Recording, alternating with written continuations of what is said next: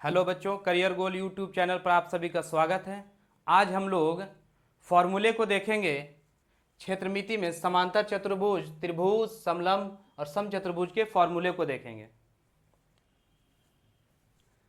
देखिए,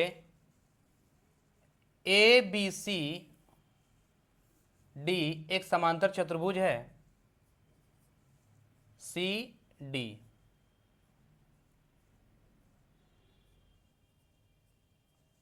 और ये ई।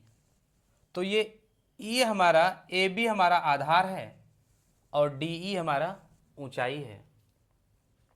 तो समांतर चतुर्भुज का क्षेत्रफल, समांतर चतुर्भुज का क्षेत्रफल आधार गुने ऊंचाई होता है। ए से बी हमारा आधार है, तो आधार गुने ऊंचाई, ए बी गुने ऊंचाई डी ई। डी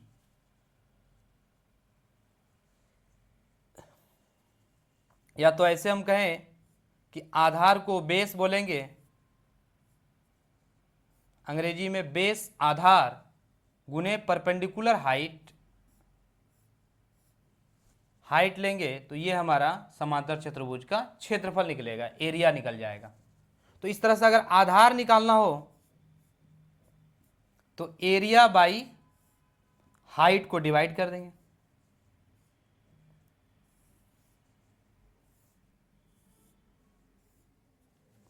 और आधार जब निकालना हो, हाइट निकालना हो, तो एरिया बाई बेस, बेस को डिवाइड करेंगे। तो इस तरह से हमारा फॉर्मूला बनकर आया कि समांतर चतुर्भुज का क्षेत्रफल आधार गुने ऊंचाई होता है, और आधार निकालना हो तो क्षेत्रफल में ऊंचाई को से डिवाइड करो, और ऊंचाई निकालना हो तो क्षेत्रफल में आधार से डिवाइड करें। इसी तरह से दूसरा फिगर हमारा त्रिभुज है।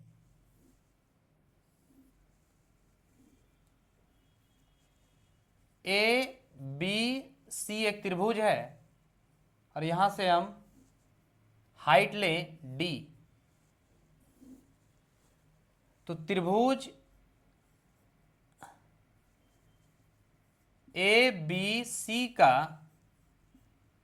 क्षेत्रफल, त्रिभुज एबीसी भी एक समांतर चतुर्भुज ही होता है। अगर हम इसको इसे अगर बी से सी के समांतर अगर खींचे और बी से ए के समांतर अगर इधर से खींचे,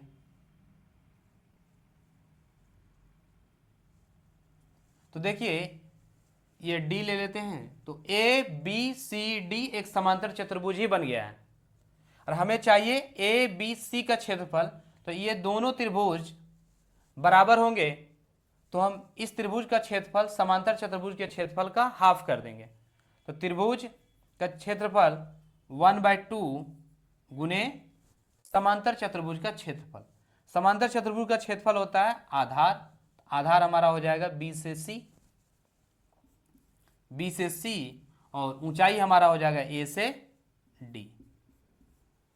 तो इस तरह से हम कह सकते हैं कि 1/2 आधार बी गुने हाइट ही हमारा एरिया होता है त्रिभुज का क्षेत्रफल। तो देखिए, समांतर चतुर्भुज में क्षेत्रफल में आधार गुने ऊंचाई था, और त्रिभुज में आधार गुने ऊंचाई के साथ हाफ लग गया, आधा हो गया है। और यहां से अगर ये बी निकालना हो तो ये दो डिवाइड में है तो मल्टीप्लाई में चल जाएगा एरिया के साथ। तो 2 इंटू एरिया बाई हाइट हो जाएगा। और अगर एच निकालना हो तो 2 into area by B, base हो जाएगा।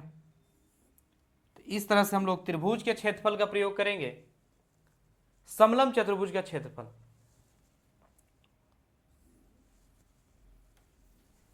इसको आप स्क्रीनशॉट ले लें।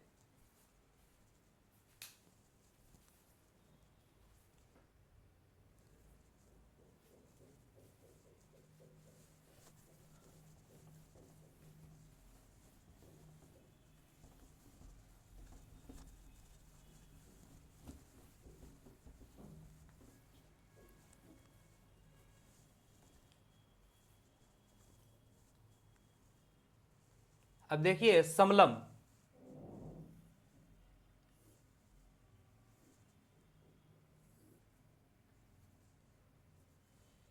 ए बी सी डी एक समलंब चतुर्भुज है। तो अगर हम इसको यहां से विकर्ण खींचें कुछ इस प्रकार, तो हम देख रहे हैं कि समलंब चतुर्भुज ए बी सी डी का क्षेत्रफल दो त्रिभुज के क्षेत्रफल के जोड़ के बराबर है। तो समलंब चतुर्भुज ए बी सी डी का क्षेत्रफल त्रिभुज ए डी सी का क्षेत्रफल, सी का क्षेत्रफल प्लस त्रिभुज ए बी सी का क्षेत्रफल, सी का क्षेत्रफल के बराबर है। अब देखिए ए डी सी का क्षेत्रफल 1/2 और त्रिभुज का क्षेत्रफल आधार गुने ऊंचाई, ये हमारा आधार हो जाएगा D C. A D C में आधार डी सी होगा और ऊंचाई ई ले लें तो ए से ई प्लस त्रिभुज ए बी सी का क्षेत्रफल, ए बी सी का क्षेत्रफल में अगर आधार ये माने ए बी, तो ऊंचाई हमारा जब त्रिभुज का क्षेत्रफल निकालना होता है तो उसी आधार से परपेंडिकुलर हाइट ली जाती है। तो उसी आधार से अगर परपेंडिकुलर हाइट लेंगे तो हमारा ये आएगा, ये हाइट हमारा आएगा एफ सी, और एफ सी और ए ई दोनों बराबर होंगे तो एफ सी के जगह पर ए ई लिख सकते हैं। तो 1/2 आधार ए से बी गुना हाइट ए से ई, क्योंकि एफ सी और ए ई बराबर है ए ई। तो देखिए हाफ इसमें कॉमन आ गया, हाफ यहां भी है यहां भी है, तो ये कॉमन आ गए और ए ई दोनों जगह है। तो यहां हाफ कॉमन ले लें तो D C plus A B, और ए ई को आप बाहर रख लें क्योंकि ए ई दोनों जगह है कॉमन। तो इस तरह से हमारा फॉर्मूला बन के आया कि 1/2, और देखिए ए बी और डी सी, तो ए बी और डी सी समांतर भुजा है, तो समांतर भुजा है तो इसलिए ए बी और डी सी का समांतर भुजाओं का योग, तो ए बी और सी डी समांतर भुजा है तो समांतर भुजाओं का योग गुने ए से ई, ए से ई ऊंचाई है, बीच की दूरी है, समांतर भुजाओं की बीच की दूरी, तो समांतर भुजा, या तो डायरेक्ट ऊंचाई लिख देते हैं।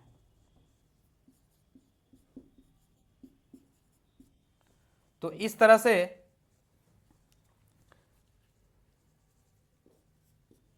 समलंब चतुर्भुज का क्षेत्रफल 1/2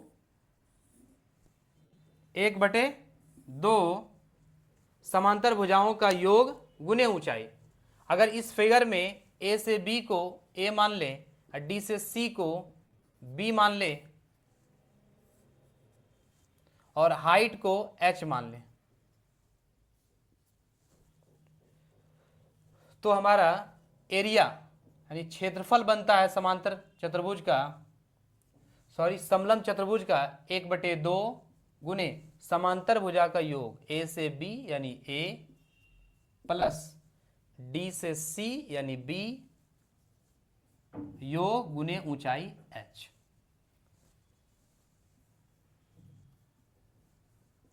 और इस तरह से अगर हमको ऊंचाई निकालना हो तो एरिया डिवाइड में है, 2 डिवाइड में है तो एरिया के साथ मल्टीप्लाई हो जाएगा, तो ए प्लस बी इंटू एच, और 2 हमारा चला जाएगा मल्टीप्लाई में, 2 इंटू एरिया।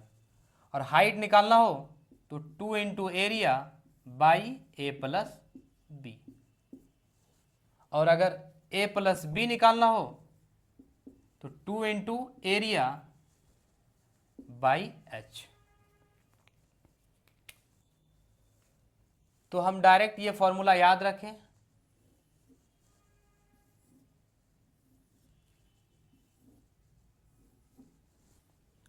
अब देखिए समचतुर्भुज का क्षेत्रफल, समचतुर्भुज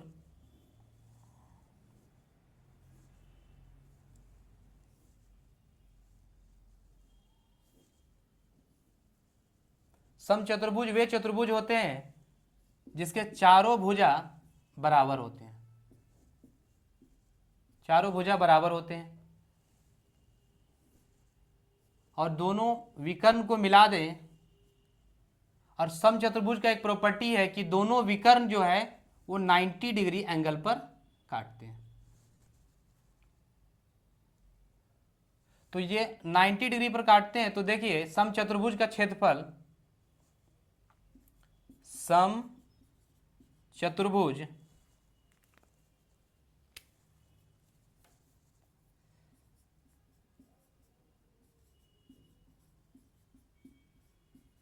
समचतुर्भुज का क्षेत्रफल त्रिभुज ए बी सी का क्षेत्रफल बोल सकते हैं, सी का क्षेत्रफल प्लस त्रिभुज यानी ए बी सी ये त्रिभुज, और प्लस ए डी सी का क्षेत्रफल, त्रिभुज ए डी सी का क्षेत्रफल। अभी हम लोगों ने देखा कि त्रिभुज का क्षेत्रफल 1/2 आधार, तो ए बी सी में आधार हमारा ए से सी होगा और ऊंचाई हमारा ये होगा, अगर ओ मान ले तो ओ से बी, प्लस 1/2। अब इस त्रिभुज के क्षेत्रफल में भी आधार ए से सी होगा और ऊंचाई ओ से डी, ओ से डी। तो देखिए हाफ इसमें भी है, हाफ इसमें भी है, AC इसमें भी है, AC इसमें भी है, तो हाफ AC कॉमन हो गया, बचा OB प्लस OD। तो हाफ AC गुने OB और OD, O से B और O से D, तो देखिए BD है तो B से D है। तो इस तरह से AC ये विकर्ण हो गया, BD दूसरा विकर्ण हो गया। तो समचतुर्भुज का क्षेत्रफल हमारा निकल कर आया, समचतुर्भुज का क्षेत्रफल 1/2 गुने विकर्णों का गुणनफल, विकर्णों का गुणनफल।